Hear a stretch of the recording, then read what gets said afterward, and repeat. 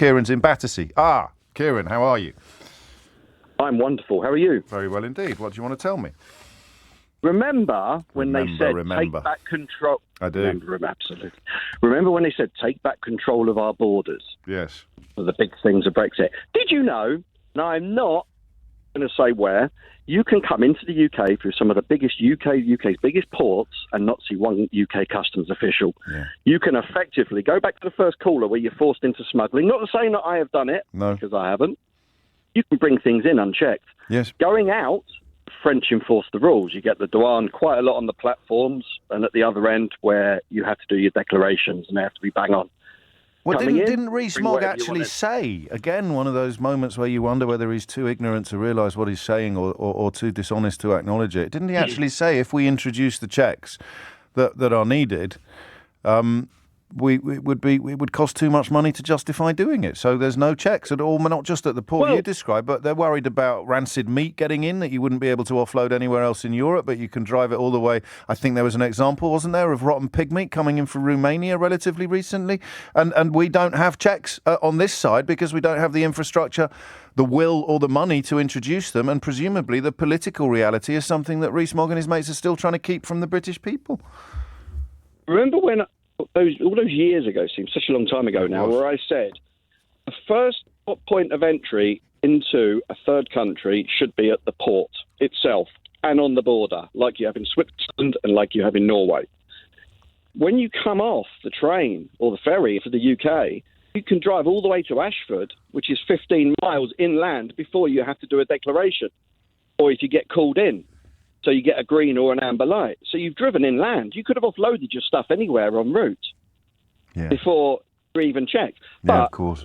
Going back to how it's affected, I mean, it's been a hard year. Just for people who don't know, Kieran is an international courier, but became known as Kieran the van driver as a consequence of ringing into this programme, and other news organisations who were in the habit of hiring guests from think tanks or political parties suddenly discovered what a great idea it would be to speak to people actually doing it for a living and finding out what they thought was going to happen or was what was actually going to happen. And so as a consequence of phoning into this programme, he popped up on various TV stations and offered evidence-based predictions and analyses of what was likely to happen. Is there anything you haven't been proved right about? I hate to say this, but no. No, well, you're in good company. I think everything I said, even the most ardent leavers who do the same job as me, we had this discussion as well, where I was absolutely staggered by the amount of people that vote to leave that do the job I do. I bumped into one of the drivers 2 weeks ago on the way to Paris. And he now hates Brexit because of the paperwork and the headaches it's causing. They've come to realise, what's actually happened in true life. Now, one of my customers, I've just come back from Paris. I'm in Battersea at the moment. Just dropped off over at Heathrow Airport. They've had a truck stuck at Folkestone for 2 weeks because of one commodity code that was wrong on the import paperwork. 2 weeks that truck sat there, and they've run out of stock. And I had to go all the way out to Paris to go and collect as much as I could for them to bring it back. So they can keep their doors open. Yeah, absolutely. The only reason I am still working, James, because I hardly get any calls now for any work. It's just gone, right? Yeah. I transport empty packaging, which is the only thing that requires what's called an oral declaration, and it has to have been in general circulation before January 2020. Used empty packaging is the only reason I am still working.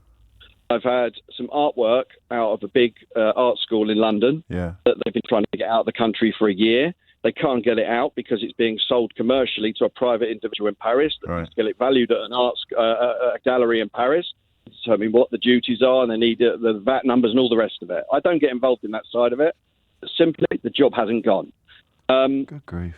Now, it's a nightmare. It really is. I'm going to run out of time. I'm going to run out of time. So very briefly, is there any light at the end of the tunnel? This current trade deal, no. And as your first caller said, even if we went into the single market or a sort of single market like Switzerland, you're still going to need customs declarations anyway. Yeah, no, we'd be all right in the single. We'd be all right in the single market and the customs union, wouldn't we? Because. Well, I'd love to go back to how it was. And no, I know you would. I'm just thinking. Yeah, there are. I mean, the problem is that's membership in all but name, isn't it? And that would involve the restoration of the free movement that we were encouraged to celebrate the abolition of. I haven't even touched on that. How did we become a country where people like Priti Patel stand up and tell you to celebrate the fact that you have surrendered your own freedom of movement across 27 countries? Well, they have kept it. They've just one country they can't move to anymore, whereas you can't move to any. Kieran, thank you, as ever. And I'm sorry. A bit like me, I imagine. I bet you wish you'd been wrong about at least some of this.